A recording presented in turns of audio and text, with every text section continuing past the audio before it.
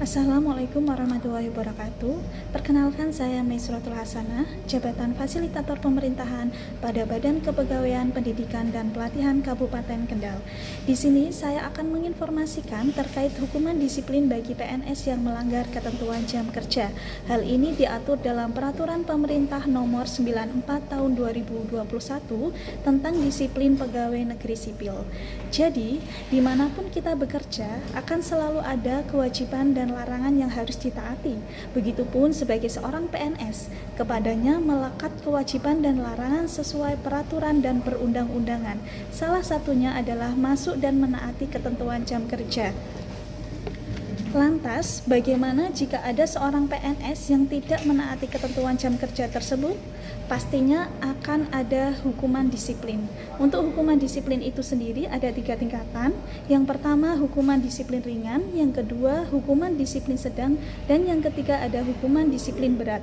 Untuk hukuman disiplin ringan, yang pertama ada teguran lisan. Itu diperuntukkan kepada PNS yang secara akumulasi tidak masuk kerja selama 3 hari kerja dalam 1 tahun. Untuk yang kedua ada teguran tertulis. Itu diperuntukkan apabila seorang PNS secara akumulasi tidak masuk kerja selama 4-6 hari kerja dalam 1 tahun.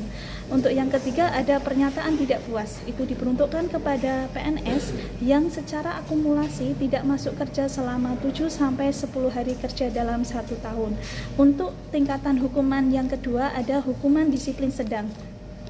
Yang pertama ada potongan tunjangan kinerja sebesar 25% selama 6 bulan.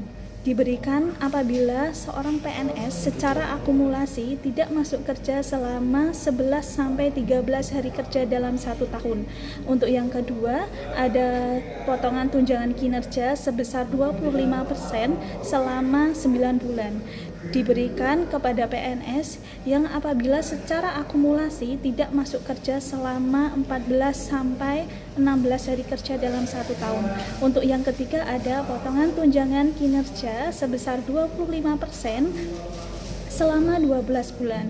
Diberikan kepada seorang PNS yang secara akumulasi tidak masuk kerja selama 17-20 hari kerja dalam 1 tahun.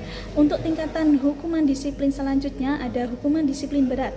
Yang pertama ada penurunan jabatan setingkat lebih rendah selama 12 bulan. Diberikan apabila seorang PNS tidak masuk kerja selama 21-24 hari kerja dalam 1 tahun.